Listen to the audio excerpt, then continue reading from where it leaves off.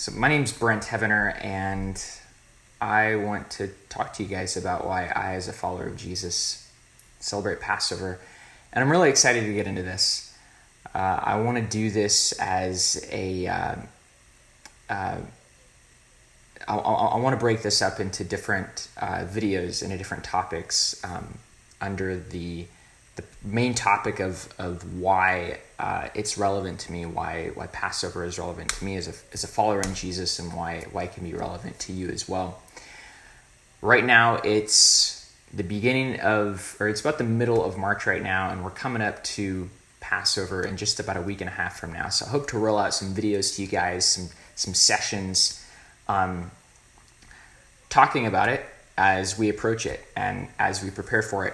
Last year was the first time that I celebrated it, and it was really cool, and we just got together with our family and got a little bit of lamb or something and ate it and did the best we could. You know, nothing's perfect, right? But just enjoyed it and wanted to honor the Father with what he put in his word. So this is going to be the second year celebrating it, and I'm really excited for it and how it points towards Jesus and what he did, what he's doing right now, and what he's going to do.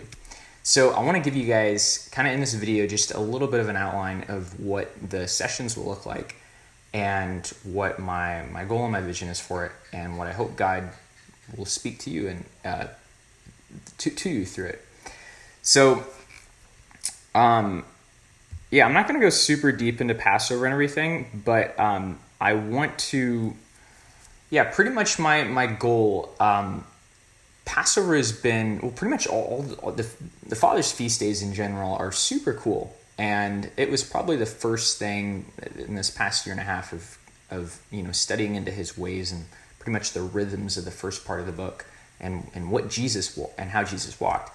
It was pretty much the first thing that got me was like, man, these are some incredible celebrations that are incredibly prophetic and point towards what he's done and point towards what he's going to do. So the spring feasts, which is Passover and unleavened bread and first fruits, which is just coming up in about a week and a half from now, those have already been fulfilled, and they have incredible prophetic significance yet to come in a sense, because we will be still celebrating them in the kingdom to come, and things that have already been fulfilled.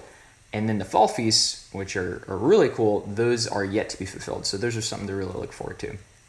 So the feasts are something that really got me, and I'm like, man, we're not even, like, a majority of us as believers, we're not even into this. And I'm like, this is so cool. And I just was able to know that last year. About a year and a half ago is when I kind of started learning about it.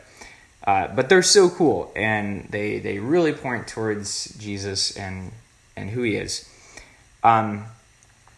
So I want to just give a few,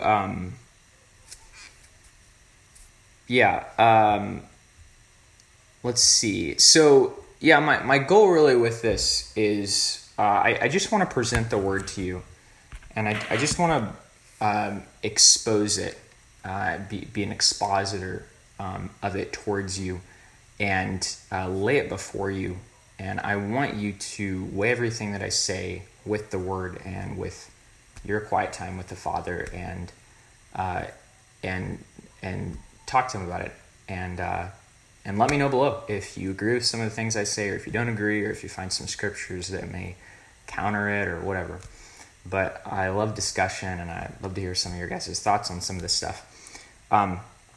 But pretty much as a student of the word, which I am, I'm also called to be a teacher of it, because as we're given something, we're called to share it. So as I've received the word, as I've freely been given it, I want to freely share it, and I want to humbly, I don't want to put my own opinion on the word. I want to let the word speak for itself as we look at the written word, and as we desire to get to know the living word, which is Jesus, Yeshua. Yeshua is his, by the way, I use Yeshua sometimes too. That's just his Hebrew name. So Yeah, so some of kind of the videos or the topics that I'm going to be releasing as Passover approaches, I'm going to be talking about the history of it and how it really what happened in the first century, why we as believers stopped celebrating it, what went on after Yeshua came into play. Yeshua didn't come to abolish it. He didn't come to take it away. In fact, he walked in it and he fulfilled it perfectly, which we'll get into, which is super cool because it points towards him. And the disciples celebrated it in the early church, and then in about 300 AD, some things shifted, which is pretty sad. And some things that were not of the Father got put in, which we, unfortunately, as a majority of believers, are in a lot these days. So, but I'm not going to get into that now. So I'm going to talk about the history of it, and I'm going to talk about why it's relevant. And this is also a cool video that I want to do, is why it's relevant and why it was relevant. And that's what happened with the children of Israel, and then why it is relevant right now. And it's relevant to you and I, and especially as we get to know Yeshua and as we get to know what he did for us and the access to the Father that we have through him, and just the amazing relationship and amazing intimacy that we get to have with the Father because of Yeshua's blood and what he did at Passover and how he broke death and how he gave us just access to the throne room of God, and how we can boldly approach with no shame, no condemnation, just total freedom. So I'm going to get into that, and then also why it will be relevant. And this is something that I'm studying, so I'm not super learned in it yet, but I know that his feasts will be will continue on. And in the Word it says that many times, this is an everlasting ordinance. This is an eternal covenant. So these things are forever. They were not done away with, and there's something they have such rich value. If we decide to just be attentive and allow the Father to lead us and where he wants to lead us. So, and then I'm also going to talk about how it's totally gospel geared and prophetically pointed. So it's totally gospel saturated. I love Colossians 3. Colossians 2. Colossians 3 is probably good too, but Colossians 2:16 is a really good one. It says, I'm going to jump to verse. Verse 17 says, "These are a foreshadowing of things to come, but the reality is of Christ, is of Messiah," and that's talking about feasts and the new moons and the Shabbats and all that stuff. And of course, we'll get into the history of that and what that was like in the early church. But pretty much it's saying that these things are a foreshadowing of things to come, but the body, the substance, the reality is of Messiah, is of Christ.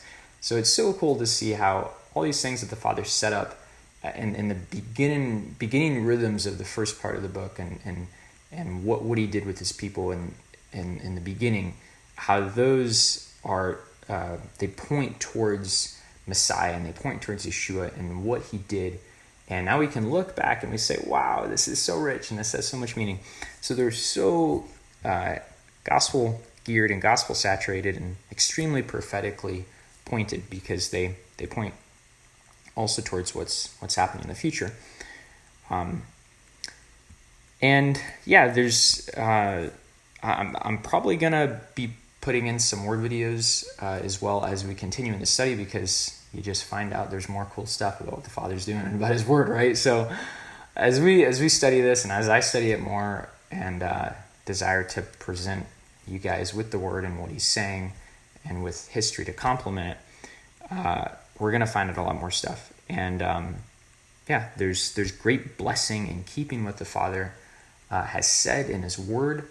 And it's his plan and it's not ours. So we don't make we don't call the shots. We don't make the plans. He does, and there's just great blessing in doing what he says.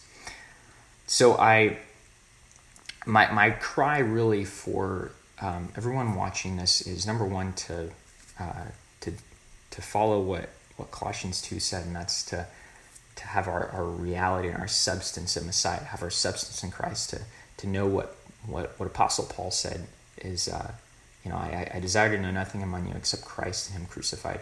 So my desire is for you to have a greater intimacy with with Yeshua, with Jesus, and to know him more and to know the Father more, because Jesus said, "This is eternal life, that they may know you," he's talking about the Father, and the one whom you sent, which he was talking about himself. So my desires for you throughout these whole sessions is to know the Father more and to know Yeshua more, and to have just such a hunger for the Word, and a hunger for the Father's ways, and a hunger for truth, and a hunger to get back to what he has called us to do, and to allow his Spirit to lead us in all truth, according to what his Word says.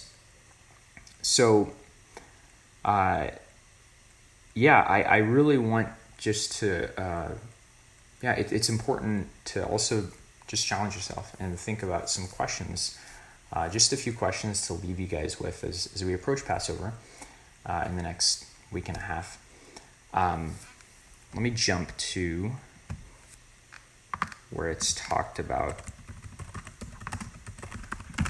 So it's in Exodus 12.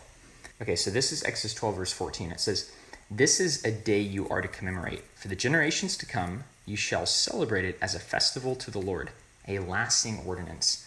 So to me, that doesn't sound like it's something that, when Jesus came, he just decided to, take it out. It says it's a lasting ordinance, and then in verse 17, it reiterates that. It says this is a lasting ordinance in regards to the Feast of Unleavened Bread. So I just want to leave you with a question. If the Father implemented it in the first part of the book, why is it not something that we celebrate today? That's one of the questions. And then just to think about when Jesus came, do we see him abolishing it or taking it away and implementing anything else?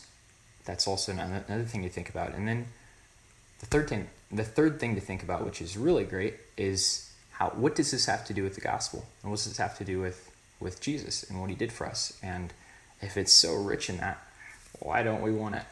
Or my assumption is that we do want it, but a majority of us, and we're coming out of our old ways, right? But a majority of us have not been walking into these things, but the Father is so gracious towards us, and Yeshua just wants to bring us closer to himself. So those are just some things to think about that we have to ask ourselves. It's like, hey, the Father never put anything in place to except for our good, to just draw us closer to him and point us closer to him. So I'm really excited to get into this, and I hope you guys will stick with me and pop any questions down below, maybe any other insights you have about Passover that maybe I should cover, that I should study into, and that I should do a video about in the next week and a half, 2 weeks. So I pray that this blesses you and that God will use this to draw him closer to you. And I encourage you to just continue to seek him in that secret place. Even if you feel like you don't have time, get with him. It's so well worth it. If prayer is the foundation of your whole life, it'll shift everything. So have a great day.